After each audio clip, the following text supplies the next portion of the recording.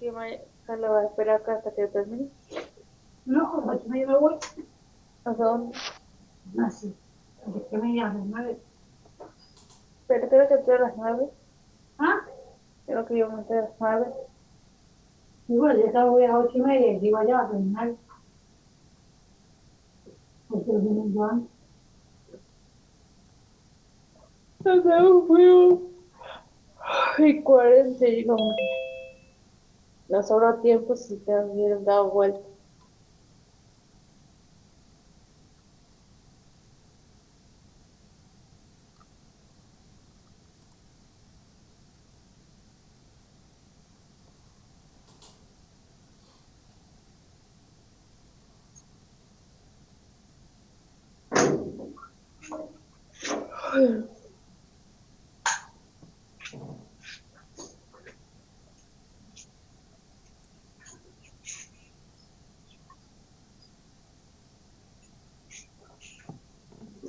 Sí.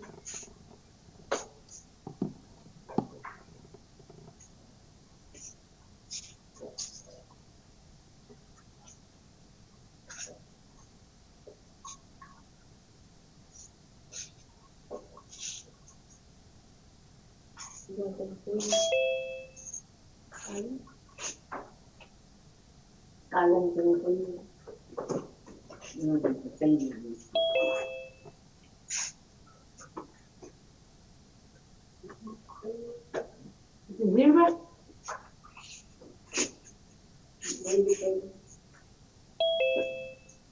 No te compré porque me comenté por.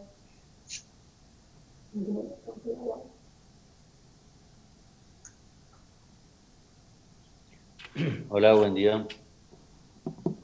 Un día, profe. Ya, profe. Buen día, profe.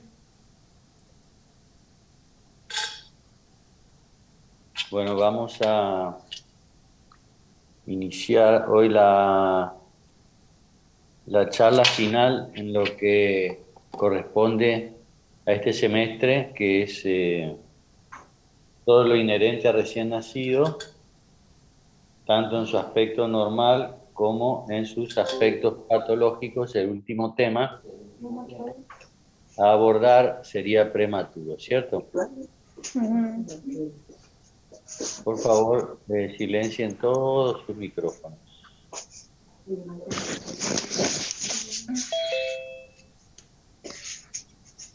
Bueno, por definición entonces, por definición prematuro o pretérmino es aquel recién nacido que nace antes de las 37 semanas, o sea, 36 semanas o menos, sería, ¿no? Entonces, nacido antes de las 37, recuerdan que de 37 a 42 semanas estaban comprendidos los recién nacidos de término, con más de 42 semanas los recién nacidos de post-término y con menos de 37 semanas, o sea, 36 semanas o menos, los recién nacidos de pretérminos o prematuros. Ellos tienen, por supuesto, mayor cantidad de riesgos inherentes a su propia prematurez respecto de los recién nacidos de término y de peso adecuado para la gestacional. Por ejemplo, en lo que respecta a mortalidad, vemos que es 40 veces superior la mortalidad respecto de un recién nacido de término y de peso adecuado para la gestacional. Respecto a afectación del sistema nervioso central, lo que se llamaría parálisis cerebral, que es una afectación severa del sistema nervioso central, donde puede comprometer la deambulación, el habla, la alimentación, o sea, esos niños que permanecen en estado vegetativo, bueno, eso es lo que denominamos parálisis cerebral. Tenemos 10 veces más esta afectación que en recién nacidos de término. Deficiencias cerebrales serían afectaciones cerebrales menos importantes que la parálisis cerebral, por ejemplo, trastornos en el habla, trastornos en la comprensión, trastornos en la conducta, trastornos dislexia, dislalias, etcétera, ¿cierto? Bueno, esas son deficiencias cerebrales, trastornos en la memoria, 5 veces mayor que en los recién nacidos de término, presencia de malformaciones letales, bueno, por ejemplo, malformaciones cardiovasculares, malformaciones del sistema nervioso central, malformaciones digestivas letales, 7 veces más que en los recién nacidos de término. Por ende, vemos que están sumamente aumentados los riesgos respecto de los recién nacidos de término, en forma importante, ¿cierto? Sobre todo en lo que respecta a la mortalidad, fíjense cuán importante es la diferencia. ¿Cuál es la incidencia de prematurez? Bueno, acá yo les traigo varios números, incidencias antiguas, incidencias intermedias, incidencias públicas y del privado. Por ejemplo, un hospital que tiene un sistema mixto público-privado como el Hospital Italiano, antiguamente en el año 78 tenía una incidencia del 5%. Le traigo una incidencia de la India de hace muchos años atrás, de 1961, de inmensa, el 28%. Y una incidencia que nosotros obtuvimos de un trabajo realizado siendo yo jefe del servicio de un año, un trabajo retrospectivo entre el año 99 y el 2000 en el Hospital de la Madre y el Niño el 11,1%. Fíjense que la incidencia mundial actual está ubicada entre el 10 y el 12%. Muy parecida a esa incidencia que habíamos hablado en clases anteriores respecto de retraso o retardo del crecimiento intrauterino, ¿cierto? Una incidencia muy parecida a esa que habíamos charlado respecto del retraso del crecimiento intrauterino. Entonces esa es la incidencia mundial actual, 10 al 12%.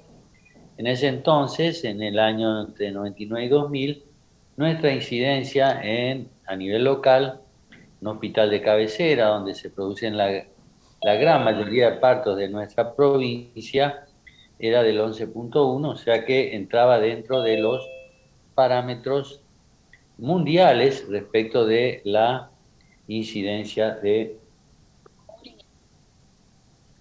prematuridad, ¿cierto? Bueno, acá hay algunos números para que ustedes tengan en cuenta. Por supuesto que se van a asombrar con algunos números sumamente bajos, pero todo tiene su explicación. Por ejemplo, acá habla de una incidencia en América Latina del 7,7. Esto no es una cifra real. Lamentablemente hay muchos países en América Latina que tienen subregistros respecto no solo de incidencia de prematuridad, sino de un montón de patologías, ¿cierto? Tanto de COVID, de dengue, de lo que sea. Nuestro mismo vecino, Paraguay, tiene bastante subregistro en lo que es incidencia de patología. Y lo mismo ocurre respecto de prematuridad, debido a que en Bolivia, por ejemplo, hay en algunos lugares de Bolivia donde la salud pública es bastante deficiente, que deja bastante que desear, y directamente no se registran el nacimiento de estos niños prematuros, por ende no se informan. Por ahí los informes son de hospitales cabeceras solamente, por ende vemos esta incidencia tan baja, pero no es real.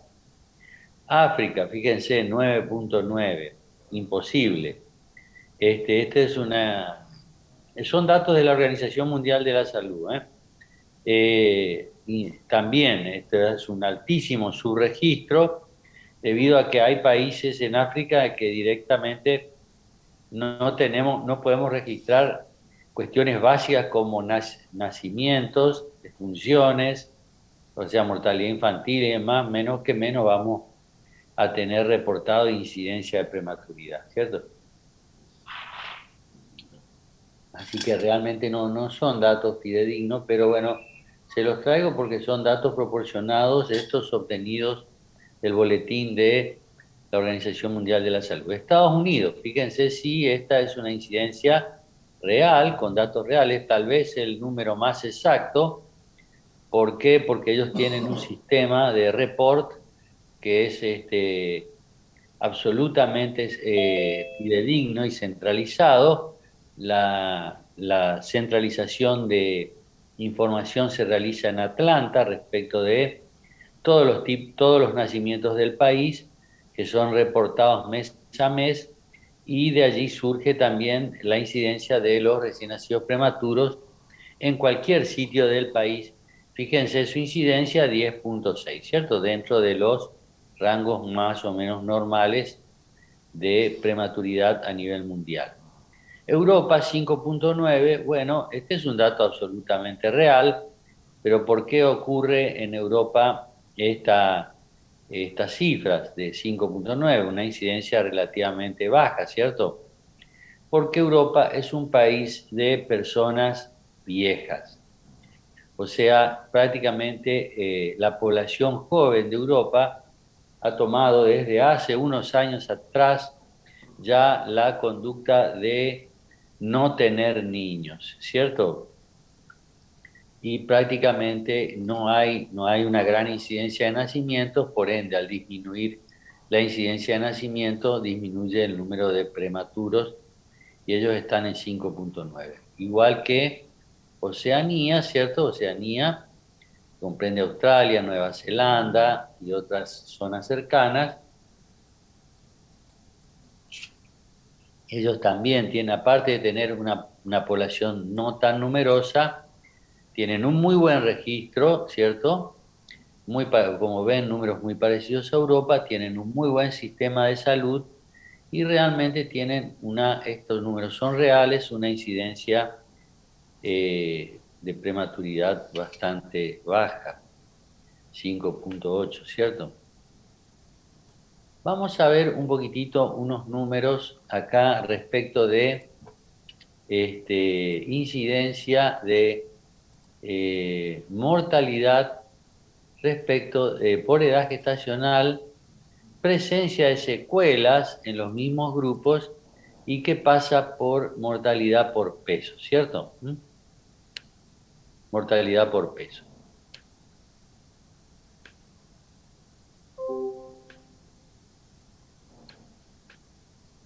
Entonces, registros del Sistema Unificado de Registro de Estados Unidos, como le dije, se centraliza en Atlanta.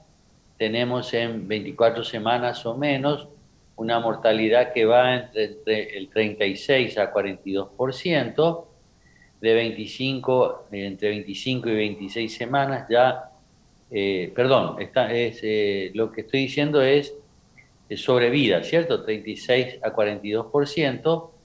Entre 25 y 26 semanas ya la sobrevida, fíjense, se eleva notoriamente de 80 a 83% y por encima de las 27 semanas la sobrevida ya es prácticamente del 100%, datos que aún no hemos podido lograr en nuestro país, tener incidencia del 100% en 27 semanas o menos de 27 semanas. Por ahí está bastante la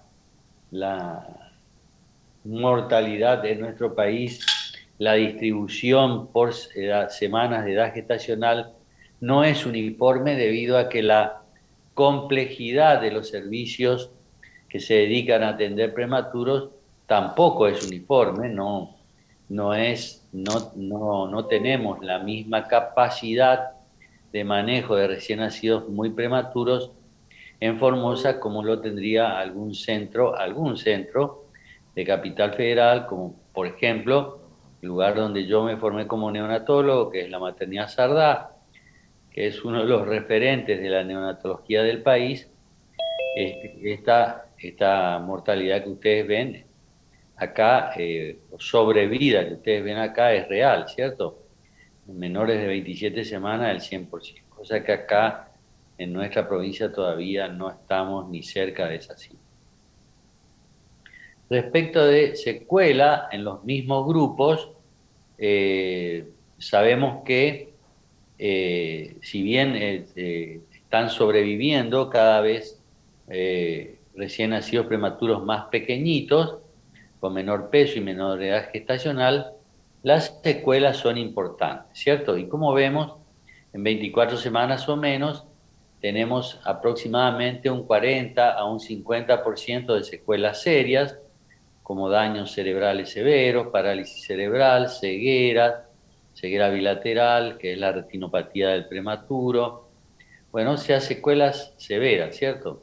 Fíjense, casi el 50% sale con algún tipo de secuela. Entre las 25 y las 26 semanas, ya estas secuelas serias bajan a un 12, un 25%, y en los prematuros de 27 semanas o más, baja directamente a menos de 10% de secuelas serias. Ahora, para que ustedes tengan una idea, por ahí, por edad gestacional, no se ubican tanto a qué prematuro nos estamos refiriendo en principio, pero ahora si se los doy por peso se van a ubicar con mayor certeza. Fíjense, esto es sobrevida por peso, para que lo relacionen. Tiene correlación con la edad gestacional, pero si se lo digo por peso, por ahí ustedes se ubican un poco mejor. Entre 500 y 750 gramos de nacido, la sobrevida está ubicada ahí en el 34 a 67%.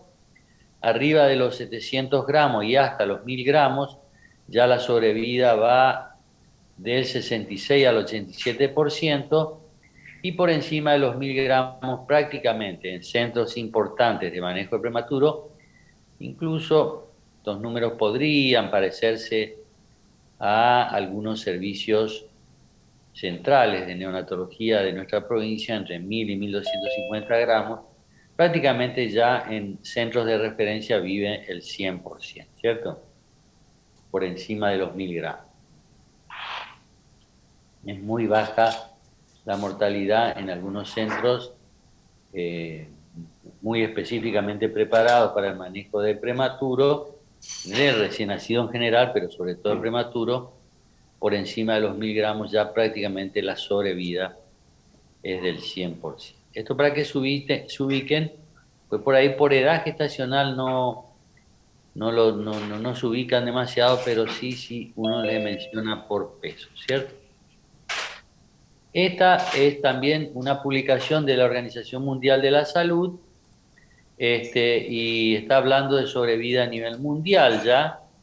Vemos 24 semanas o menos, una sobrevida del 15 al 30%, en las 25 semanas un 60 a un 79%, entre las 28 semanas 85 a 90%, 32 semanas 96%, y 36 semanas, que es lo que nosotros denominamos prematuros tardíos, ahí a las 36 semanas, prematuros tardíos, más del 92, o sea, prácticamente el 100% de estos recién nacidos sobreviven. Esto es tomado del boletín de Organización Mundial de la Salud.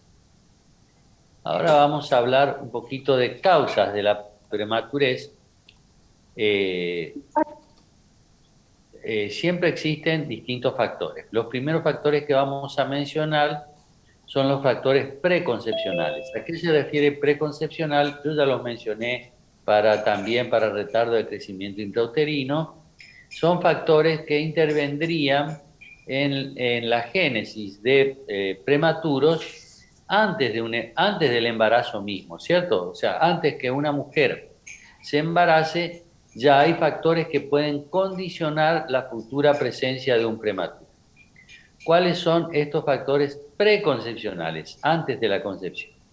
Tenemos aspectos socioeconómicos que son de esencial relevancia, tales como la desnutrición materna. Este es un factor muy vigente todavía en nuestro país. La presencia de madres adolescentes, o sea, madres embarazadas a los 3, 12, 13, 14 años, ¿cierto? 15, madres adolescentes menores de 17 años. También hay alta incidencia de prematurez, perdón, y con presencia de anemias severas. Este factor muy relacionado con el primer factor, que es el de desnutrición materna, porque va muy de la mano anemia y desnutrición, ¿cierto? Otro factor sería el de la multiparidad, o sea, la presencia de espacios intergenésicos cortos, o sea que una madre se quede embarazada antes de los 3 meses de culminado el embarazo anterior. 3 meses entre parto o menos, 3 meses o menos entre el parto acaecido y una nueva gestación. Cuando existe este periodo intergenésico muy corto, hay mucha probabilidad de la presencia de un prematuro, la presencia de malformaciones maternas a nivel del aparato genital. Ejemplo sería el útero bicorne. ¿Qué es el útero bicorne? Es un útero que por malformaciones o por bridas, por distintos motivos, tiene un tabique en el nivel central que divide a la cavidad uterina en dos. Por ende, el feto se reproduce en una de estas cavidades, ¿cierto? Que puede ser más pequeñita o más grande, pero que no le permite crecer lo necesario porque la cavidad es pequeña y por ende terminará naciendo prematuro. Y lo otro es la incompetencia cervical, o sea, la incapacidad del cuello del útero de retener un embarazo, patología sumamente frecuente, pero sumamente solucionable también, la incompetencia cervical. Entonces, respecto de malformaciones maternas, y otro factor preconcepcional sería enfermedades maternas que no son debidamente controladas, no están debidamente controladas, como el hiper o el hipotiroidismo o adicción a drogas. Bueno, a drogas, obviamente me refiero a drogas ilegales, ¿cierto? Esto, si tenemos madres con patologías como hiper o hipotiroidismo no controlado o adictas a drogas sin control, también pues es un factor condicionante de un probable parto prematuro si esa madre se embaraza, ¿cierto? Otra de las causas, siguiendo con las causas, serían el de factores obstétricos durante el embarazo actual. Factores obstétricos durante el embarazo actual. Entonces ya tenemos a la mamá embarazada. Ahora vamos a mencionar factores obstétricos que pueden condicionar prematurez en esa madre embarazada. Por ejemplo, el caso de embarazos múltiples, o sea, bigemelares, trigemelares, o sea, cuanto mayor sea el número de embarazos en una madre, bueno, obviamente mayor probabilidad de partos prematuros. La presencia de embarazos múltiples. Acá tenemos una sigla que es RPM, o sea, ruptura prematura de las membranas. O sea, ustedes saben que el embarazo, o sea, el feto está dentro de una cavidad que es el saco uterino, ¿cierto? Que está rodeado por una membrana que contiene el líquido amniótico, el feto, etcétera. Bueno, si esta membrana se rompe prematuramente, hay muchas probabilidades que se produzca un parto prematuro. Eso es lo que se denomina RPM o ruptura prematura de las membranas ovulares, ¿cierto? Y la infección urinaria. La infección urinaria durante el embarazo es un condicionante muy importante. Siempre hay que recabar ese antecedente cuando tenemos un prematuro, porque las infecciones urinarias son un factor desencadenante de partos prematuros, sobre todo si esta infección es provocada por una bacteria gram negativa que está en el tracto digestivo normalmente, que es la Escherichia coli, que puede contaminar la zona genital y provocar una infección urinaria. Sabemos que la Escherichia coli libera, eso está estudiado, libera una serie de toxinas y entre ellas, entre las toxinas que libera, una de ellas interviene en favorecer las contracciones uterinas, o sea que actúa sobre las células musculares del útero, ¿cierto? Las fibras musculares del útero provocando contracciones uterinas y desencadenando, obviamente, partos prematuros. Estos serían, entonces, como dije, factores obstétricos durante el embarazo actual. Otras causas serían complicaciones que obligan a la interrupción de la gestación. Acá ya no se produce en forma espontánea, sino que serían complicaciones que durante el embarazo surgen y que obligarían a que el equipo médico, el equipo de salud, interrumpa ese embarazo, ¿cierto? Interrumpa ese embarazo con presencia de una edad gestacional menor a 37 semanas, o sea, a la presencia de un prematuro. ¿Cuáles son esas causas que obligarían a interrumpir el embarazo? Por ejemplo, las metrorragias. ¿Qué son las metrorragias? Son las hemorragias del aparato genital, ¿cierto? Y las dos causas más frecuentes de metrorragia, ya les mencioné estas causas, son las hemorragias del segundo trimestre, tales como el desprendimiento placentario o la presencia de la placenta previa, ¿cierto? Son causas de metrorragia o hemorragia del segundo trimestre del embarazo. La toxemia, que como ustedes saben, es la presencia de hipertensión arterial durante el embarazo, toxemia gravídica, que llega a un momento determinado en que es imposible de manejar las elevadas tensiones arteriales maternas que podrían llevar a la muerte fetal, incluso provocar la grave patología en la madre hasta la muerte de la misma.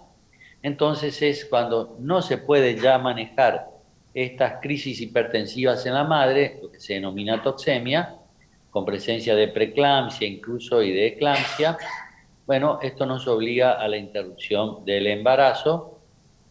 Las inmunizaciones RH, esto se da en madres que son RH negativo con fetos RH positivo. Ustedes saben que se producen anticuerpos, ¿cierto? Anticuerpos que la madre produce anticuerpos anti-RH que empiezan a circular, atraviesan la placenta y una vez ingresados al feto, estos anticuerpos de tipo IgG producen la destrucción de los glóbulos rojos, que son RH positivos, en el feto, ¿cierto? La destrucción, generando una anemia importantísima en el feto que puede conllevar a la muerte de ese feto, ¿cierto? Una muerte prenatal.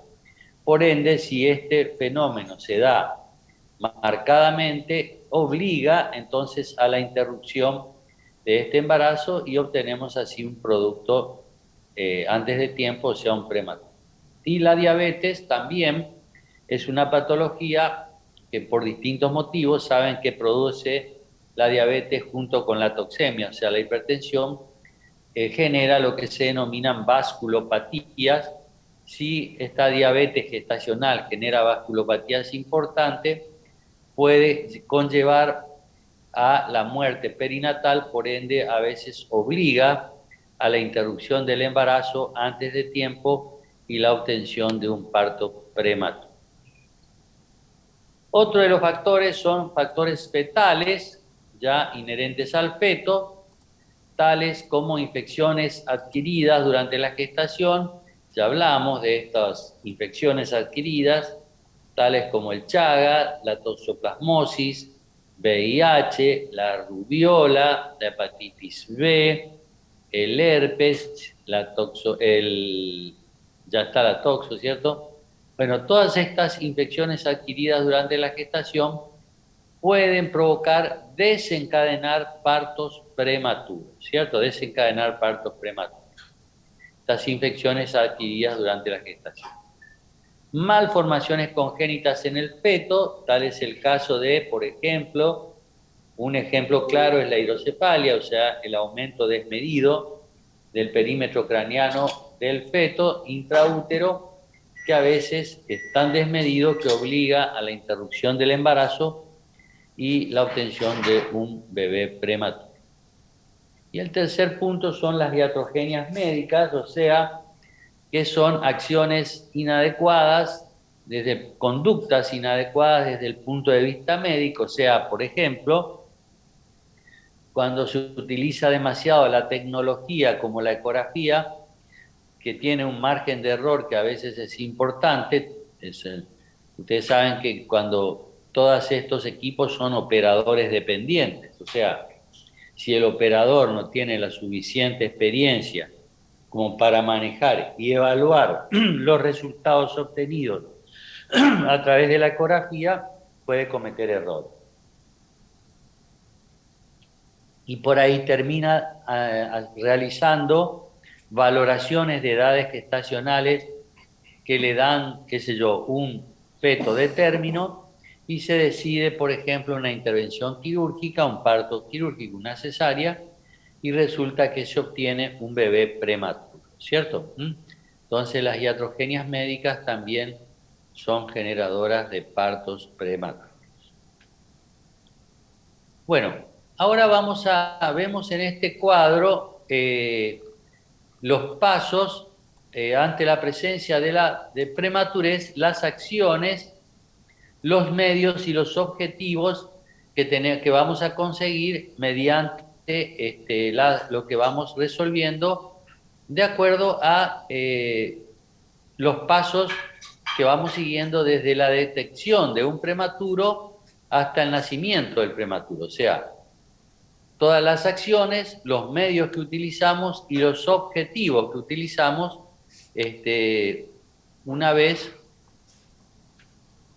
que tenemos la detección de un prematuro. Entonces el punto 1, la acción es la detección del prematuro.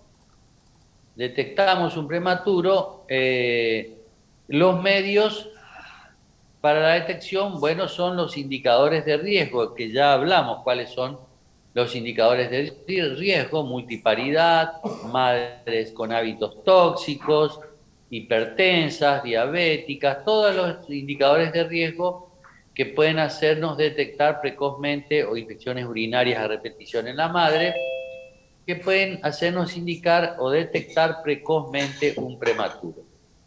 Entonces, ¿cuáles son los objetivos a seguir aquí?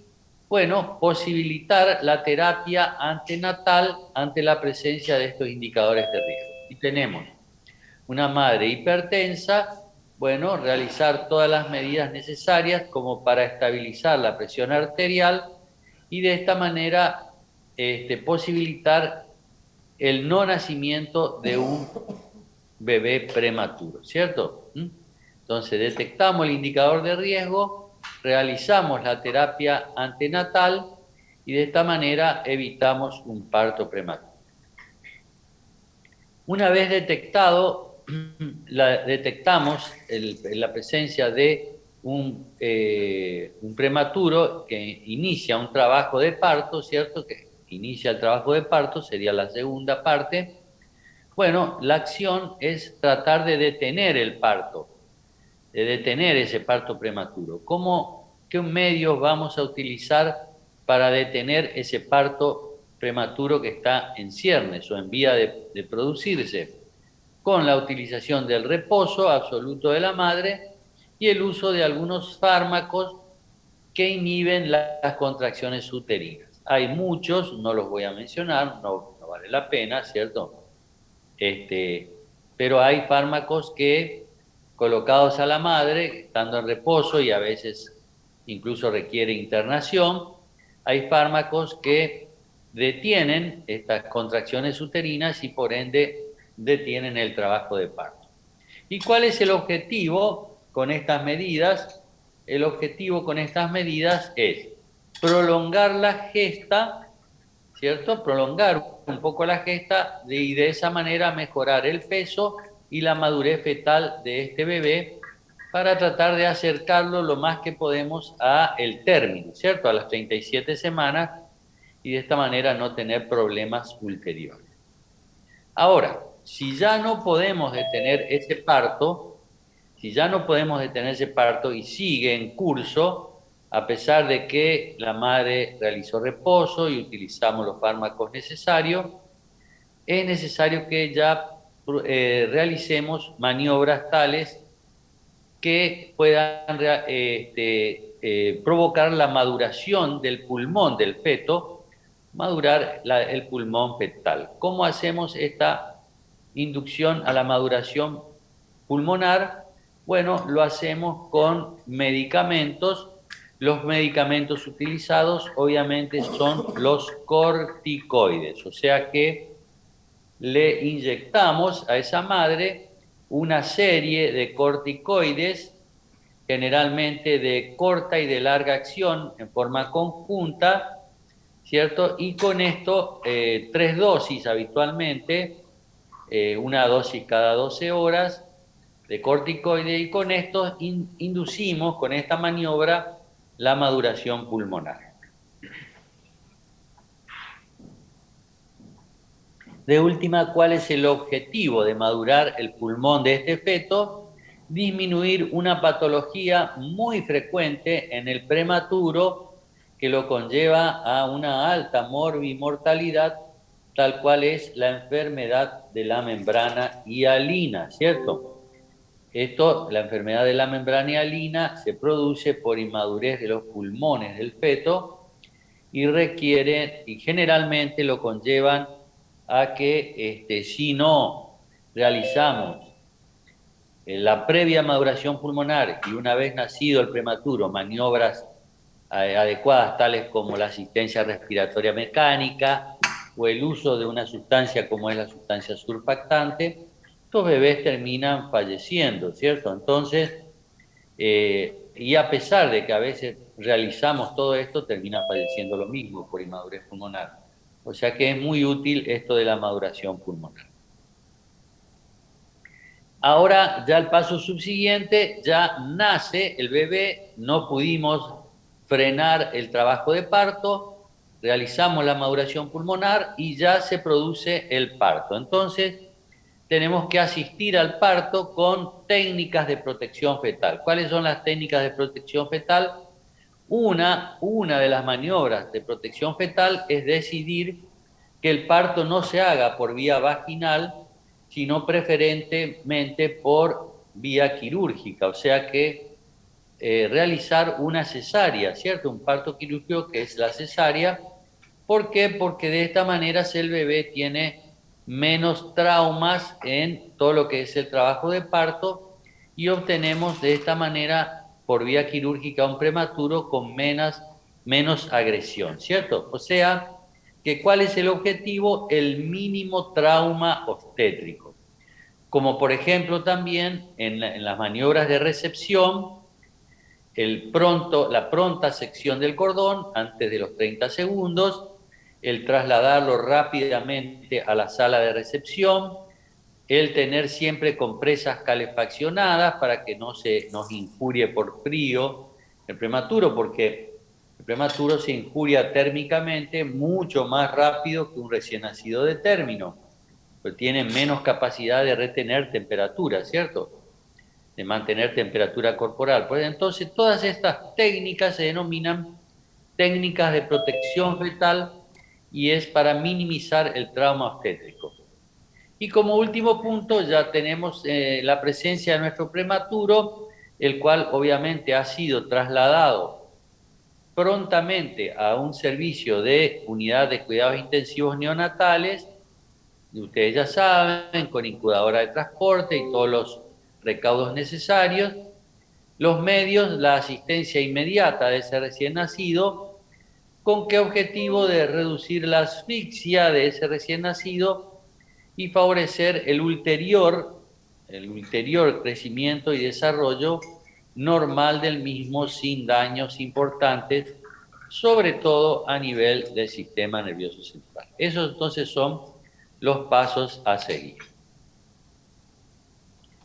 Ahora vamos a entrar ya directamente en el manejo de un prematuro Bueno, como ya mencionamos al principio de la clase, hay distintos tipos de prematuros, menores de 500 gramos hasta las 36 semanas, que son los prematuros o los recién nacidos prematuros tardíos, también denominados. O sea que hay un gran espectro de prematuros y cada uno en su grupo tiene un manejo específico.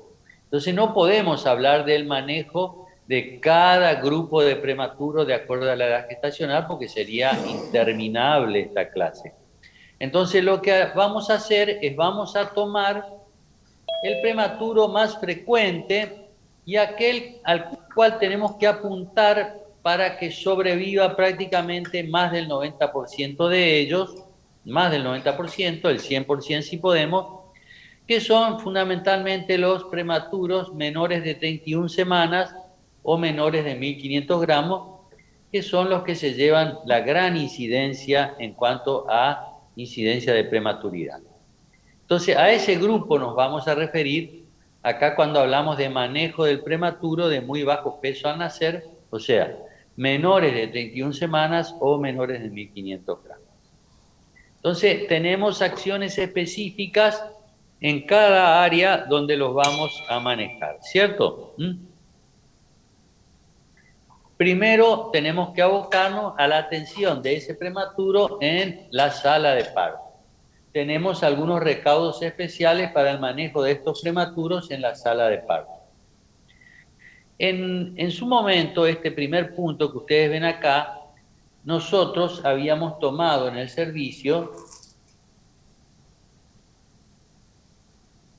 siendo yo jefe del servicio ya hace unos cuantos años atrás, por consenso habíamos establecido en el servicio qué recién nacidos prematuros íbamos a reanimar y qué recién nacido no íbamos a reanimar y solamente le íbamos a brindar confort, ¿cierto? Porque sus posibilidades de sobrevida eran muy pequeñas. Y entonces, en su momento, habíamos decidido que todo prematuro menor de 500 gramos no iba a ser pasible de reanimación y solamente le íbamos a brindar confort, que es confort, bueno, calefaccionarlo, apoyarlo con oxígeno mínimamente, no invadirlos con vías centrales o vías periféricas, ¿cierto? No generarle dolor, no agredirlo, no invadirlo y permitirle que este recién nacido muera dignamente, ¿cierto? O sea, con todas las atenciones necesarias respecto de la protección sin agresión de este recién nacido. Bueno, esto un poco con el devenir de los tiempos y de la tecnología fundamentalmente, que actualmente se manejan en los servicios de neonatología, estos pesos y edades gestacionales concomitantes, porque estamos hablando de menores de 24 semanas, ¿cierto? Menores de 500 gramos o menores de 24 semanas. Bueno, ya realmente con 400, 450 gramos, a veces con un poco menos, se realizan todas las maniobras necesarias de reanimación y contención del prematuro como para tratar de lograr sobrevida. Por supuesto que se logran sobrevida de estos recién nacidos menores de 500 gramos, pero a costa de grandes y numerosas secuelas graves, ¿cierto?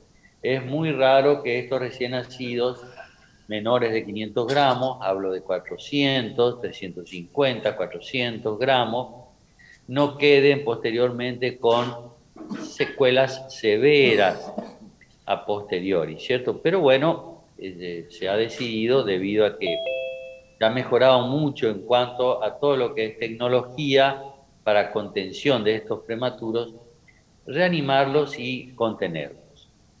Otra de las maniobras, por supuesto, es el clampeo del cordón por debajo de los 30 segundos. O sea, recuerdan que en el recién nacido de término el clampeo de cordón se realizaba a los 30 segundos.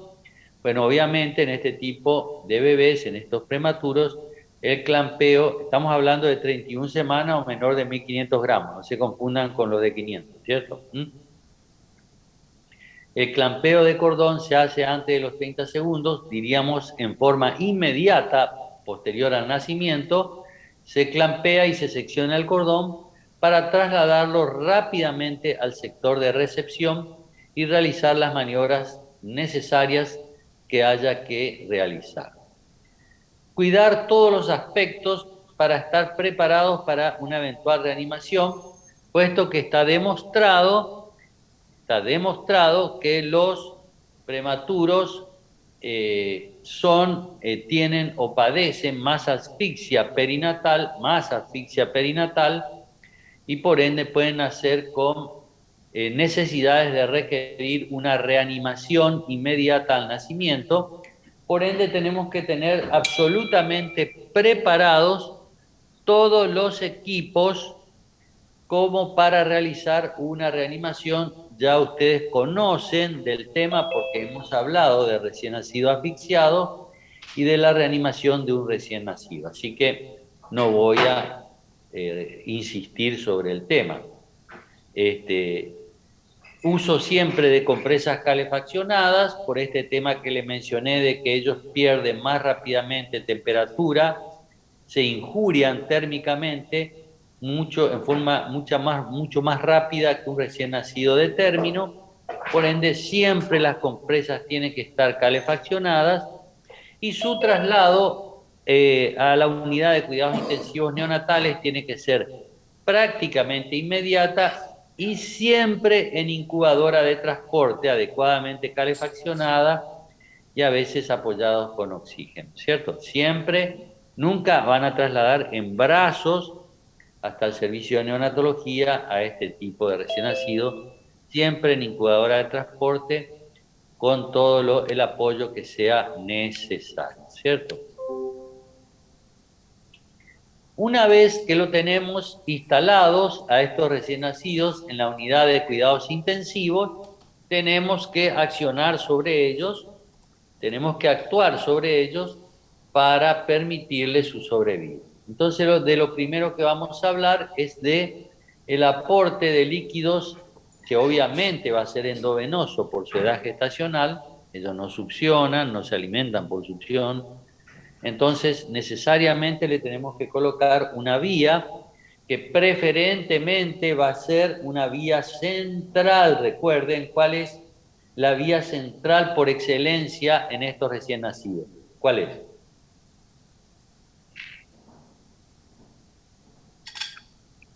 La vena ahí del o cordón se umbilical. fueron todos? La vena ¿Cómo? del cordón umbilical. El cordón umbilical, exactamente, utilizando de los vasos del cordón umbilical, que eran 2 arterias y una vena, como dijo su compañero, la vena. La vena porque es el vaso más grande, es el vaso con mayor posibilidades de accesibilidad para colocar una vía central, introducir un catéter especial, siliconado, y llevarlo prácticamente a ese catéter, atravesar toda la zona del hígado y ubicarlo en la vena cava inferior, muy cercano a su ingreso al corazón. El extremo de ese catéter, muy cercano, en vena cava inferior, muy cercano al ingreso al corazón. Entonces, esa es la vía preferencial, pero también se puede colocar una vía periférica. En este momento hay catéteres suficientemente pequeños, ¿cierto? Como para poder introducirlo en los muy pequeñitos vasos centrales que tienen estos recién nacidos. Generalmente el vaso que más se usa es la subclavia, ¿cierto? La vena subclavia, que se introduce por allí un catéter central, un catéter periférico, pero que a pesar de ser periférico, se comporta como un catéter central. También se puede usar la vena femoral, se puede usar la vena yugular externa, hay vías periféricas donde podemos introducir catéteres periféricos que se comportan como vías centrales en realidad. ¿Qué cantidad de líquido le vamos a introducir a estos bebés en el primer día de vida? Le vamos a pasar 70 a 80 mililitros por kilo por día, 70 a 80 mililitros por kilo de peso y por día. O sea, si tenemos un bebé de 1000 gramos, como es los que estamos hablando, sea 30, 31 semanas, le vamos a colocar 70, 80 mililitros para todo el día, ¿cierto? Para las 24 horas, porque es por kilo y por día. También, aparte de líquido, le tenemos que introducir algo que le brinde calorías, ¿cierto? Que le dé algo de calorías. La forma de darle calorías es suministrándole glucosa. Entonces, lo que utilizamos son sueros destrozados al 5, al 10%, ¿cierto? Y de esta manera introducimos líquido e introducimos glucosa. La glucosa, ¿cómo se evalúa la cantidad que le vamos a proporcionar? Se evalúa en miligramos por kilo y por minuto, y lo que vamos a pasarle es de 3 a 5 miligramos por kilo y por minuto para darle un aporte calórico de sostén a este recién nacido. ¿Cómo vamos a ir aumentando la cantidad de líquido que vamos a suministrar de acuerdo al paso de los días? En la medida que van transcurriendo los días y que este recién nacido va sobreviviendo, vamos aumentando progresivamente la cantidad de líquidos a suministrar para llegar al 10º día más o menos a un suministro de 150 a 170 mililitros por kilo y por día. Fíjese, empezamos en 70, 80 mililitros por kilo y por día en el primer día de vida y aumentamos progresivamente hasta llegar al 10º día de vida a un suministro de 150 a 170 centímetros cúbicos o mililitros, que es lo mismo por kilo y por día. También, aparte de líquidos, glucosa que le va a dar calorías, tenemos que suministrarle electrolitos. ¿Cuáles son los dos electrolitos esenciales a suministrar a estos prematuros? Son obviamente el sodio y el potasio. El sodio y el potasio. No lo suministramos de entrada, o sea, no se le suministra estos electrolitos en los primeros días, sino que recién lo hacemos a partir del tercer día, o sea, a partir de las 72 horas de vida, y le vamos a colocar en el plan, ¿cierto? Que en la solución glucosada que le estamos pasando, le vamos a agregar sodio de 3 a 5 miliequivalentes por kilo y por día, y le vamos a agregar también potasio 2 a 4 miliequivalentes por kilo y por día. Esto ya se mide, el sodio y el potasio se mide no en miligramos, sino en miliequivalentes. Sodio, repito, 3 a 5 miliequivalentes por kilo y por día. Potasio, 2 a 4 miliequivalentes por kilo y por día. Por supuesto, tenemos que brindarle una adecuada termorregulación. Esto lo hacemos a través de incubadoras, a través de servocunas, etcétera, ¿cierto? Lo que nosotros manejemos dentro de nuestro servicio.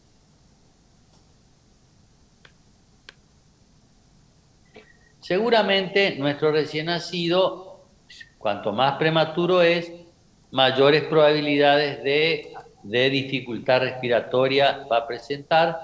Por ende, tenemos distintas maneras de apoyarlo con oxígeno a estos prematuros. Si en este momento ya hay una metodología que está mencionada acá en esta filmina, que ya hace unos años se dejó de utilizar, y dice ahí dificultad respiratoria leve, o lo que es el síndrome de dificultad respiratorio transitorio. Antes le colocábamos oxígeno por halo, un halo cefálico de acrílico. Hoy día ya no se usa más el halo cefálico, directamente colocamos una pieza nasal y le pasamos oxígeno a bajo flujo, ¿cierto? O alto flujo, de acuerdo a las necesidades de este recién nacido. Ya no usamos más el halo como metodología de suministro de oxígeno, directamente usamos una pieza nasal y pasamos el oxígeno a alto flujo, que son más o menos 6 litros por kilo y por minuto, o bajo flujo, que está ahí en 3, 4, 3 generalmente mililitros por kilo y por minuto. Si la dificultad respiratoria es moderada, ya vamos a usar una metodología que se llama CPAP, que es mediante también una pieza nasal, pero que es el suministro de oxígeno a presión. Esa es la diferencia con el bajo flujo y el alto flujo, que pasamos oxígeno, pero no lo pasamos a presión, ¿cierto? En cambio, ya cuando usamos el CPAP, ya utilizamos una metodología diferente y pasamos oxígeno también por una pieza nasal, pero ese oxígeno lo pasamos a presión. Y si la dificultad respiratoria es severa, directamente tendremos que utilizar asistencia respiratoria mecánica, o sea, colocar un tubo endotraqueal y instalar a ese recién nacido en un ventilador, un respirador, y respirarlo a través de este sistema. Me esperan un segundo, ya estoy con ustedes. Sí, profe.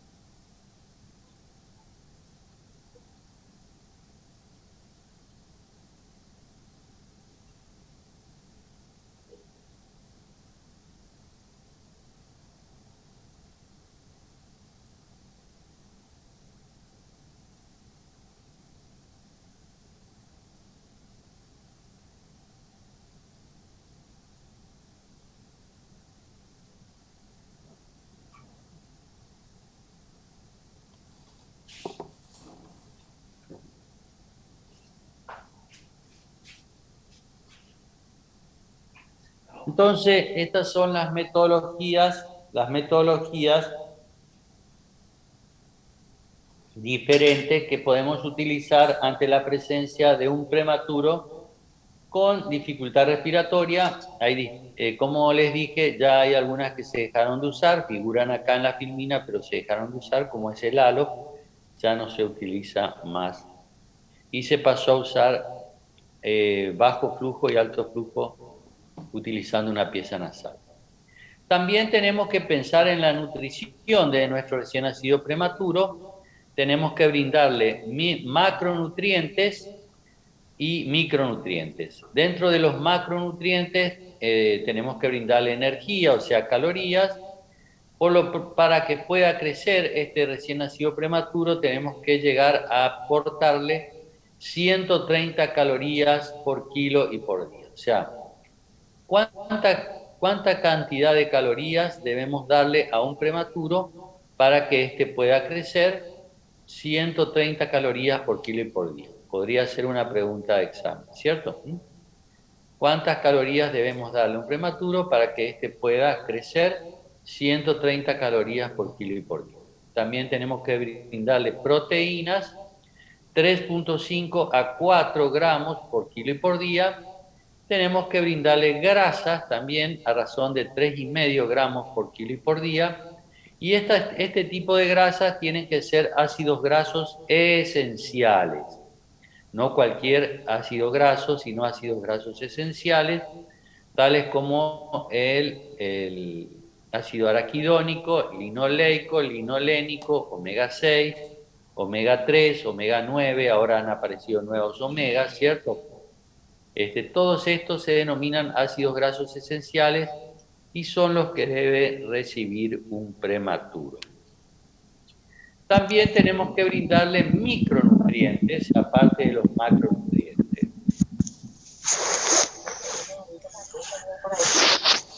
¿Cuáles son los micronutrientes que necesita un prematuro para poder desarrollarse adecuadamente?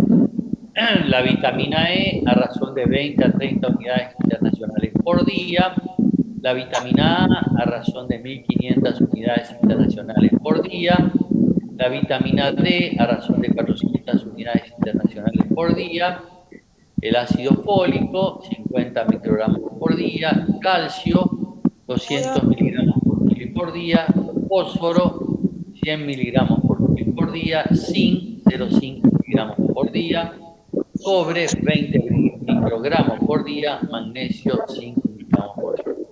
Estos son los denominados micronutrientes, entonces, para que pueda crecer nuestro prematuro, macronutrientes, pero también muy necesario micronutrientes.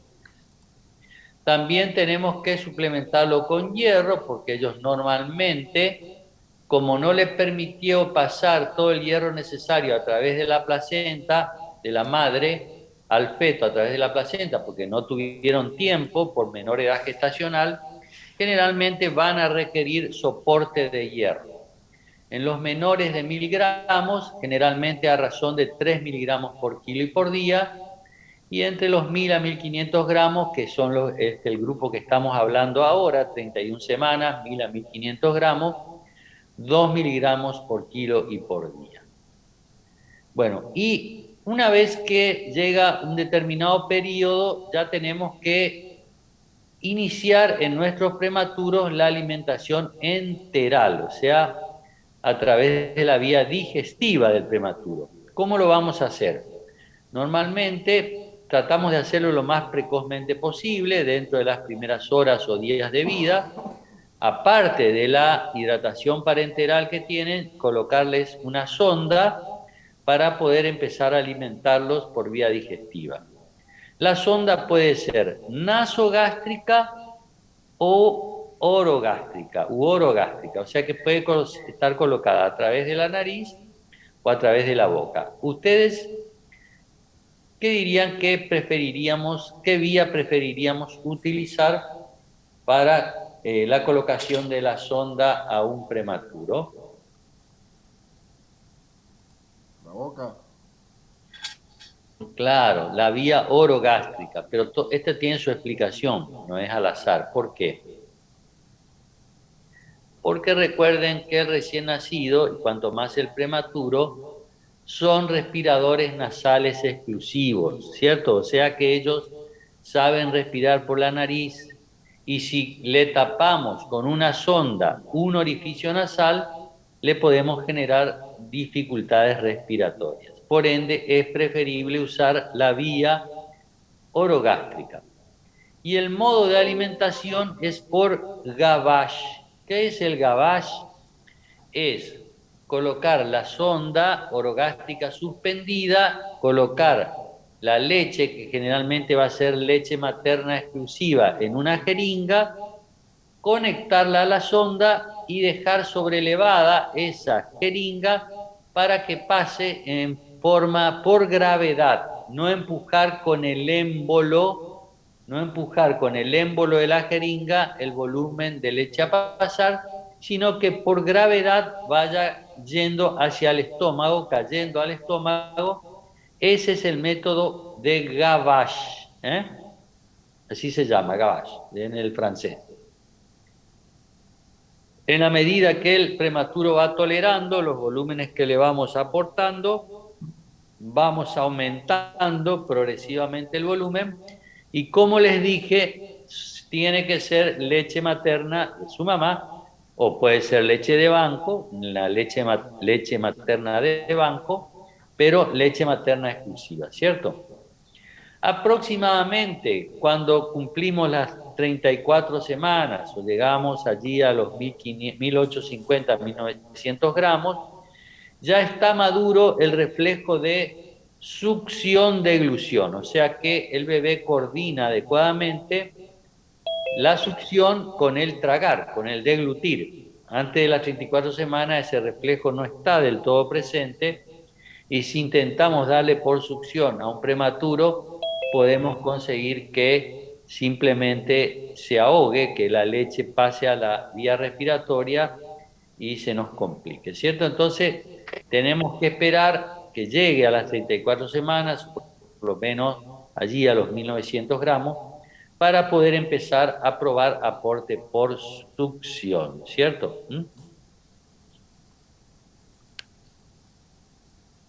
Bueno, este cuadro no necesariamente quiero que copien los porcentajes, sino, o que sepan los porcentajes, sino que es para marcarle simplemente cuáles son las 3 patologías que puede llegar como morbilidad a presentar un prematuro en futuro, debido a su inmadurez, ¿cierto?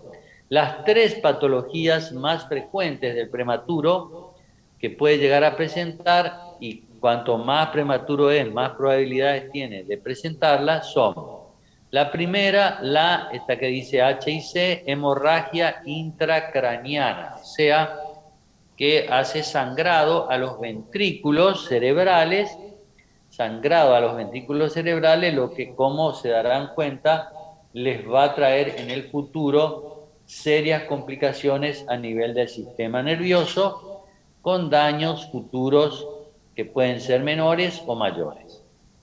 La segunda, que dice RDP, es retinopatía del prematuro, o sea, trastornos en la visión o directamente ceguera, ¿cierto? Ustedes habrán sabido de muchos prematuros que quedaron ciegos, ¿cierto?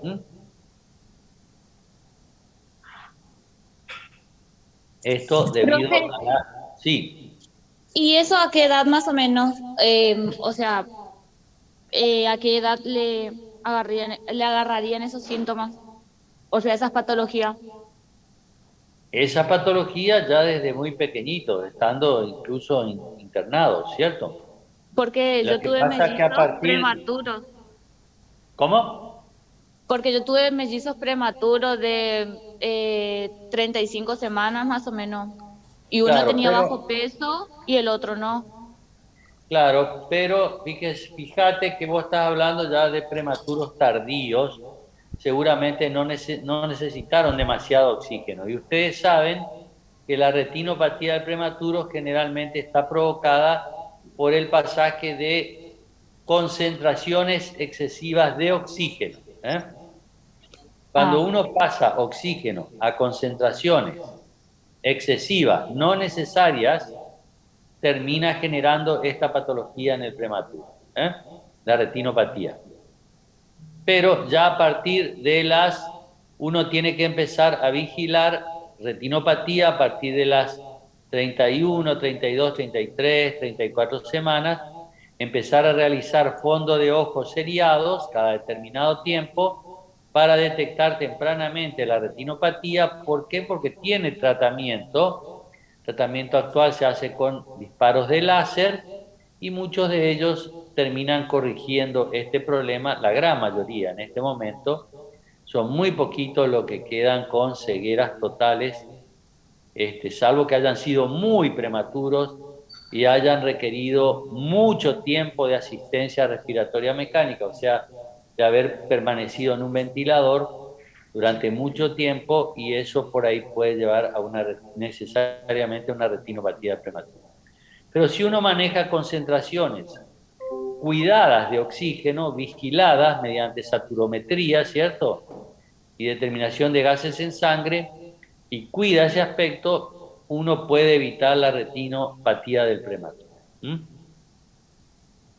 El otro gran problema, que también está muy relacionado con el uso del ventilador, o sea, de los recién nacidos que están mucho tiempo en un ventilador, es la DBP, o displasia broncopulmonar. O sea que las células pulmonares, la estructura pulmonar se termina dañando por el hecho del uso del ventilador, del respirador, y genera una patología a largo plazo que inclusive ustedes ven que muchos de los prematuros egresan de los servicios de neonatología y permanecen mucho tiempo con oxígeno suplementario, o sea, tienen que andar con una cánula nasal y un tubito de oxígeno para todos lados, ¿cierto?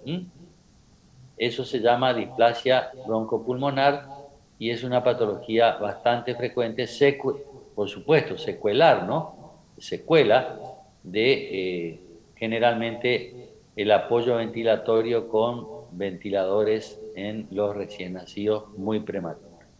Entonces los porcentajes no me interesan ni las semanas, sino mencionarle con este cuadro las 3 patologías más frecuentes como complicaciones del prematuro, que vuelvo a repetir, son la hemorragia intracraniana, la retinopatía del prematuro y la displasia broncopulmonar.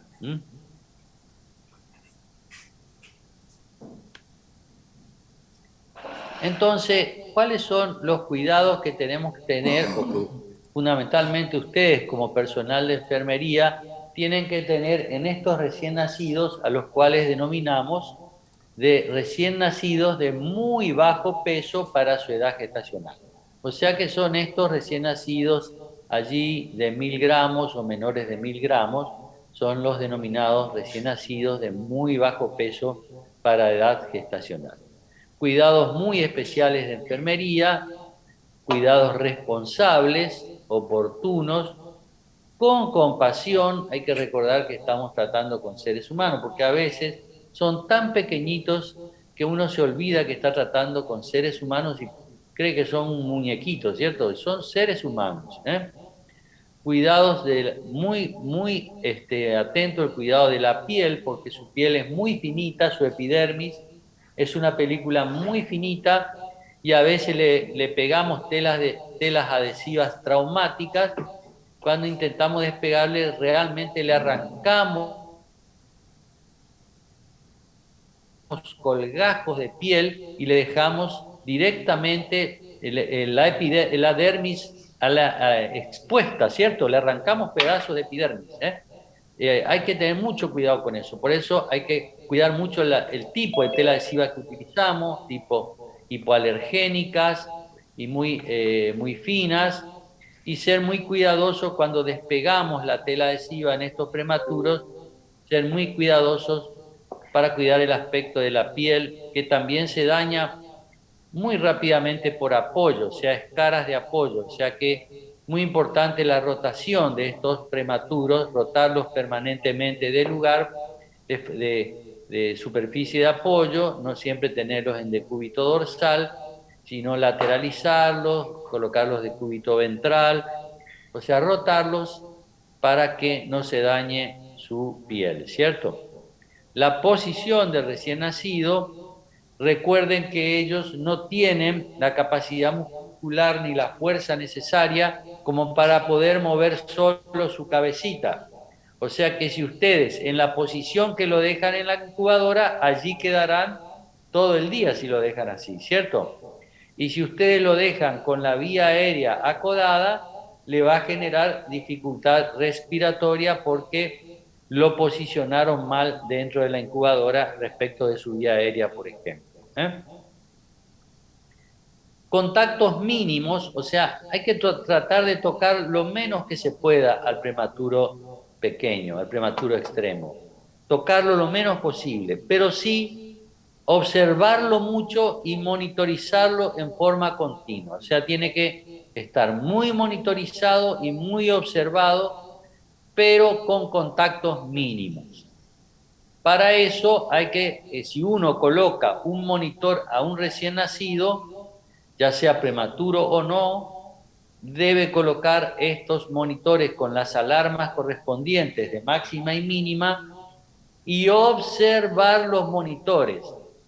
Un monitor no corrige automáticamente las situaciones patológicas en un recién nacido. Un monitor, como su nombre lo dice, sirve para monitorizar situaciones. Si el recién nacido deja de respirar, el monitor va a marcar que dejó de respirar, pero no va a hacer nada el monitor para que vuelva a respirar. Si ustedes no intervienen, el recién nacido prematuro seguirá sin respirar y el monitor seguirá marcando que el recién nacido no respira. Por ende, los monitores se colocan para darle bolilla, eso es lo que les quiero decir. Si uno coloca un monitor a un recién nacido y coloca alarmas de máxima y alarmas de mínimo, cuando suena una alarma no se la debe ignorar y decir, no, porque qué sé yo, qué sé cuánto, monitores se suele fallar. No. Si suena una alarma hay que ir a mirar porque algo está pasando y hay que corregir la situación, ¿cierto? Entonces, los monitores están para eso, para controlar situaciones, pero no corrigen las situaciones. El monitor no actúa solo, es solo una maquinita que monitoriza, como su nombre lo dice, que todo esté dentro de la normalidad, pero si se sale de la normalidad, avisa que hay una irregularidad para que un ser humano responsable de ese recién nacido vaya y corrija esa situación. ¿Se entiende? El monitor no actúa por sí solo, solo avisa que algo no está dentro de lo normal, de lo correcto. Lo otro es evitar estas situaciones de hiperoxia, o sea, aumenta de la concentración de oxígeno por encima de lo normal, porque si subsistimos en situaciones de hiperoxia, terminamos en esta patología que es la retinopatía del prematuro con prematuros ciegos, ¿cierto? Alimentación cautelosa y progresiva, y yo le agregaría acá la palabra de precoz. En este momento estamos tratando de alimentar lo más precozmente a los prematuros mediante estas sondas orogástricas, pero en forma cautelosa y progresiva. Tratar de ir progresando paulatinamente en cuanto a los volúmenes que se le aportan, siempre recuerden con leche materna. Restringir al mínimo posible el uso de antibióticos. Por este uso irracional de antibióticos, generalmente se termina medicando a los prematuros porque son prematuros nomás, ¿eh? Y el prematuro no siempre necesita antibióticos. Si padece un proceso infeccioso, será menester usar un antibiótico. Si no lo padece, hay que estar con una expectación armada, expectante, alerta, por si se suma una infección y ahí sí usar el antibiótico. Pero no usar un antibiótico por el solo hecho de ser un prematuro, porque eso es el uso irracional de antibióticos que lleva posteriormente, y suele acaecer mucho en las unidades de cuidados intensivos neonatales, que se usa antibióticos en forma irracional y después los gérmenes que conviven allí en las terapias intensivas terminan haciéndose resistentes a los antibióticos y esos recién nacidos terminan con infecciones graves, las denominadas infecciones asociadas a internación, o antes se conocían como infecciones intrahospitalarias, ¿cierto? Que terminan matando muchos recién nacidos porque los gérmenes son altamente resistentes a los antibióticos que usamos en forma habitual y cada vez hay que usar antibióticos de más amplio espectro para lograr dominar a esos gérmenes. Por eso, ojo con el uso irracional de antibióticos en estos recién nacidos. El otro tema es evitar el dolor. Ya les mencioné que el doctor Singh, que es un médico hindú, pero que trabaja en Inglaterra, trabajó mucho sobre el tema del dolor en el recién nacido y sobre todo en el prematuro. Y hay que saber que cada maniobra que se realice en ellos, sea pinchazo por distintos motivos, para obtener muestras de sangre, para colocarle una vía, cuando sacamos una tela adhesiva, etcétera, provoca dolor. Como le digo, a veces son tan chiquititos que le parecen muñequitos y cree que a ellos las maniobras no le va a doler. Le duele como a ustedes porque tienen terminales nerviosas en la piel, en la dermis y en la piel, y toda maniobra que uno realice le provoca dolor. Entonces, ojo con el dolor en el prematuro porque genera situaciones de estrés y los desmejora desde el punto de vista de su evolución, como cualquier ser humano, ¿cierto? Que sufre dolor, se desmejora, se decae, se bajonea, ¿cierto? porque le duele. Entonces, por ahí no responden a los antibióticos, no responden a un montón de cosas, y ¿qué es lo que está ocurriendo? Que se le están realizando numerosas maniobras traumáticas, dolorosas, y él está en situación de estrés permanente por el dolor. Entonces, estar muy atento a las maniobras con el recién nacido. Disminución de la estimulación lumínica y sonora. En este momento ustedes saben que es muy aconsejable que hay horarios de descansos en la neonatología, donde ya las neonatologías actuales tienen sistemas de iluminación regulable, con perillas regulables de la iluminación de todo el servicio.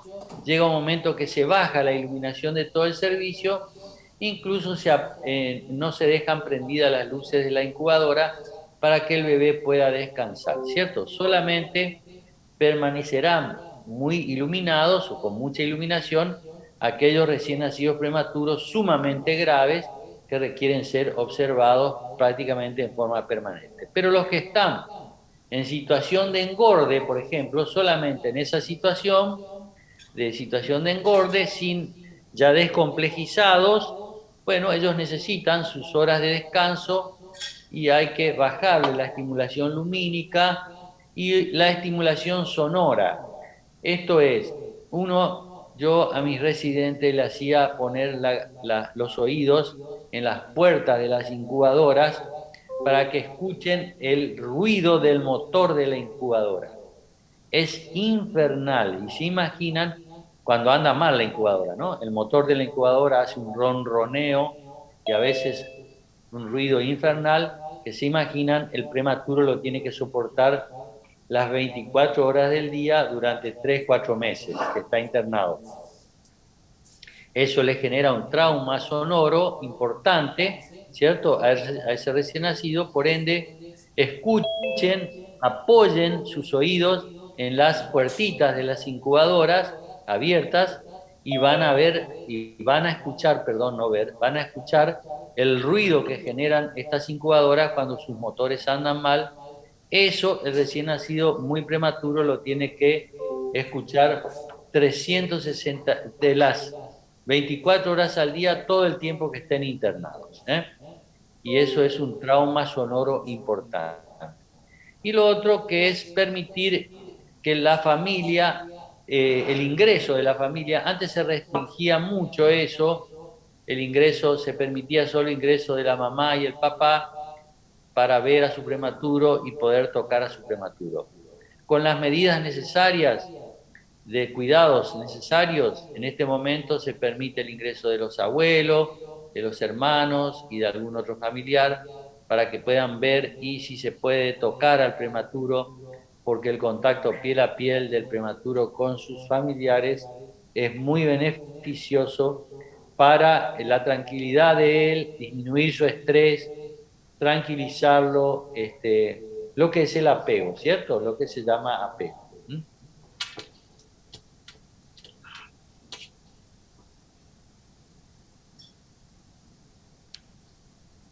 Las condiciones de alta de un prematuro, bueno, que tengan una buena relación afectiva madre-hijo, adecuar la vivienda que va a recepcionar a ese prematuro, porque fíjense, lo tuvimos en un servicio de alta complejidad, con todos los monitores y todos los cuidados necesarios, para después mandarlo a una vivienda precaria donde seguramente a los poquitos días o meses va a volver a reinternarse por alguna patología, ¿cierto? Por supuesto, peso mayor de 2.000 gramos y que esté en ascenso, que haya realizado todos los controles por las distintas especialidades, oftalmología, traumatología, neurología, cardiología, para evaluar todas las patologías sobreagregadas que pueda tener, estar compensado desde el aspecto metabólico y hematológico, que no esté anémico, no esté hiperglucémico, hipocalcémico, etcétera, y que por supuesto tenga una adecuada succión que sea efectiva y coordinada, que eso ocurre después de las 34 semanas, que no termine con una inadecuada succión de glución y aspirado, ¿cierto? Una aspiración pulmonar. Estas son condiciones muy necesarias para la alta del prematuro. Bueno, acá finalizamos la charla de prematuro y vamos a pasar a tomar asistencia, ¿cierto? ¿Qué comisión está en este momento? Comisión 1, profe. Comisión 1, bueno.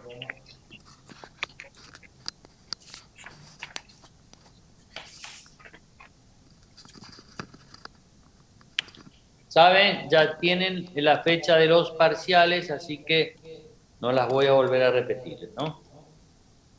Pero son los 2 viernes subsiguientes, ¿eh? Sí, profe, sí. Creo que viernes 24 y viernes 1, si mal no creo.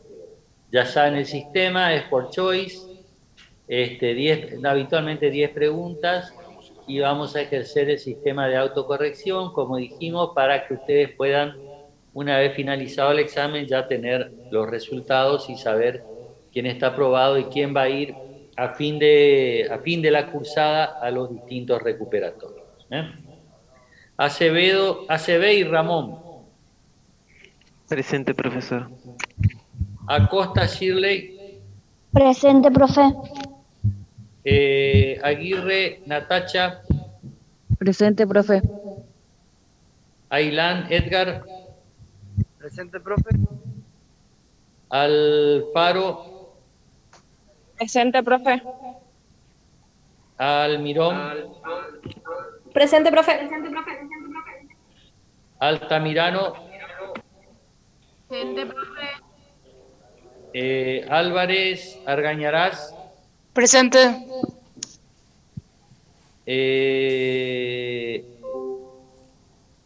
Álvarez Argañarás, está bien. Alzogaray. Presente, profe. Amarilla. Presente, profe. Aquino. Presente, profe. Aquino Alejandra era. Aquino Miguel. Sí. Aquino Miguel. Aranda Mirna. Presente, profe. Aranda Marianela. Presente. Arce Talía. Arce. Presente, profe. Presente, profe. Arena Elisa. Presente. Arévalo. Presente, profe. Argañarás.